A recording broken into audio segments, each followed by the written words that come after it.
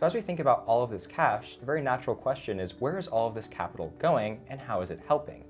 Lenders want to see that you're using capital wisely. So let's consider two scenarios, one good, one bad. Scenario A, the bad situation. Let's say that you take out a $20,000 loan. Your cash flow statement shows that you spent all of it on operating expenses, things like rent, payroll, and supplies. 6 months later, you need the money, so you're asking for another loan because you ran out of that initial one. Well, what does that tell a lender? It tells them that you're using loans to survive, not to grow. You're not investing in your business, you're kind of just treading water. That's a red flag. They're probably going to say no to that next loan request. The other scenario, scenario B, you take out the same $20,000 loan and your cash flow statement shows different results. Let's say you spend $15,000 on a new piece of equipment, and that piece of equipment increases your production capacity by 50%. Or maybe the other $5,000 goes on a marketing campaign, and that brought in 30 new customers. 6 months later, your revenue is up 30% and you're paying back the loan on time, and you're profitable. So what does that tell a lender? Well, it tells them that you invested the money wisely. You use it to grow, you have a plan, and that you're not a risky investment. They'll probably approve your next loan request. Lenders look at your cash flow statement to see, are you investing in growth or are you just surviving? There really is a big difference. Yeah.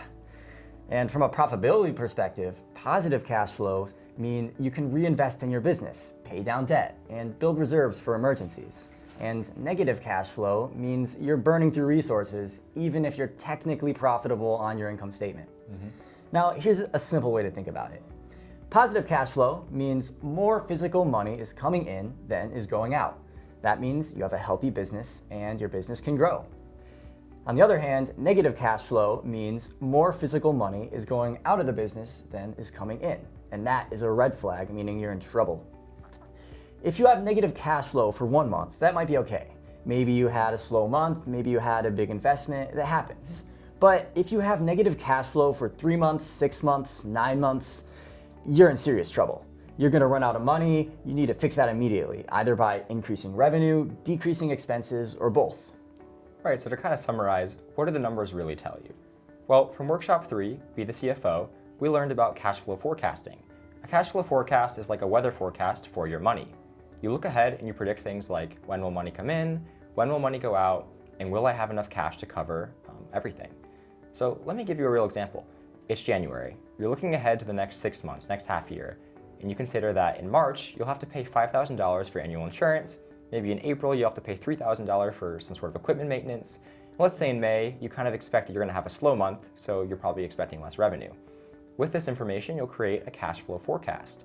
You look at your projected revenue and expenses month by month, and you realize in March, you're only gonna have $3,000 in cash, but you need the $5,000 for insurance, so suddenly, ahead of time, you're $2,000 short. Now, thankfully, you have 2 months to figure it out. You have options. Maybe you run a promotion in January or February to bring in those extra sales. You can also delay non-essential purchases to save cash in the meantime. Maybe you arrange a payment plan with your insurance company to try and delay that payment further, or you could take out a small term loan to cover the gap. Now, without that cash flow forecast, March would have arrived, you don't have the money, and now you're scrambling. You might miss the payment, you might lose your insurance, you might have to put it on a credit card with something like 22% interest. Cash flow forecasting gives you the time to solve problems before they become crises. It's one of the most powerful tools you can use to keep your businesses stable and just keep peace of mind. Yeah, and for a real world example, I like to think of cash flow like water flowing through pipes in your house. Profit is like water in a reservoir. If it's there, it exists, but it's not moving yet. Now, cash flow is the water actually flowing through your pipes to your faucets, your shower, your washing machine. That's the water you can actually use right now.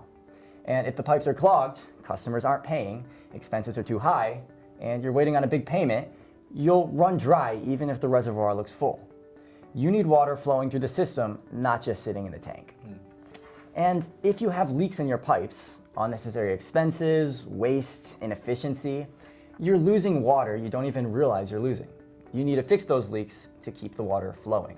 Absolutely, that's a great analogy. And I think this kind of helps understand that cash flow is critical. It's literally the difference between staying in business and going bankrupt. But lenders also want to know about your credit health and how you're being scored and judged. We'll take that into video 7 with Siobhan.